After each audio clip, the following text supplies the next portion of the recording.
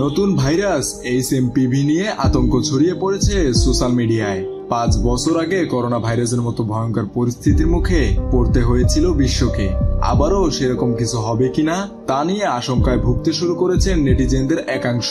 বিভিন্ন মাধ্যমের খবরে বলা হচ্ছে ইতিমধ্যে ভাইরাসের দৌরাত্ম্য বেড়েছে চীন ও জাপানে। দ্য ইকোনমিক্স টাইম জানিয়েছে এরই মধ্যে ইনফ্লুয়েঞ্জা ধাঁচের এই ভাইরাসটিতে আক্রান্ত হয়েছেন অনেকে। ভাইরাসটি করোনার মতোই ভয়াবহ আকার ধারণ করতে পারে বলে সতর্ক করেছেন স্বাস্থ্য বিশেষজ্ঞরা।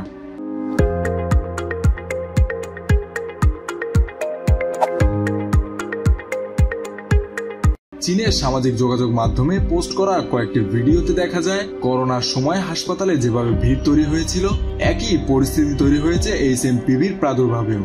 একই অবস্থা দেখা যাচ্ছে জাপানের। দেশটির সংবাদ মাধ্যম বলছে চলতি মৌসুমে দেশটিতে ঠান্ডাজনিত সংক্রমণ ছাড়িয়েছে 7 লাখেরও বেশি। নতুন এই ভাইরাস নিয়ে উদ্বেগ ছড়িয়ে পড়ার পর এ নিয়ে একটি বিবৃতি দিয়েছে বেইজিং।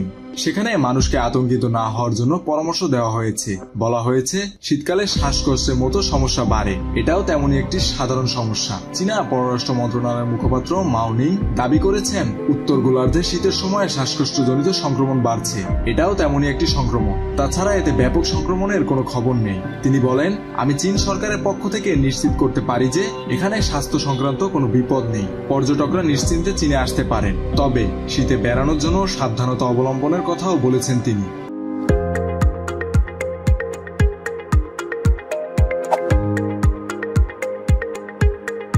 চীনে প্রতিনিয়ত HMPVর সংক্রমণ বাড়লেও এখন পর্যন্ত কোনো সতর্কতা জারি করেনি বিশ্ব স্বাস্থ্য সংস্থা বা দেশটির সরকার। তবে যেভাবে ভাইরাসটি ছড়াচ্ছে তাতে যে কোনো সময় দেশটির সরকার জরুরি অবস্থা জারি করতে পারে বলে দাবি বেশ কয়েকটি সংবাদ মাধ্যমের। অনেকেরই শঙ্কা 2025 সালে আবারও করোনার মতো নতুন কোনো মহামারীর উদ্ভব হতে পারে। যদিও কোন রোগটি মহামারী আকার ধারণ করবে সে বিষয়ে স্পষ্ট কোনো বার্তা এখনই দেওয়া সম্ভব না। তবে HMPVর প্রাদুর্ভাব ভাবাচ্ছে বিশেষজ্ঞদের।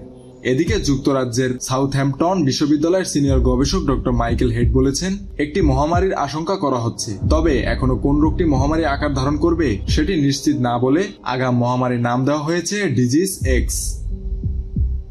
মেহেদী হাসান বাপ্পি, খুলনা গেজেট।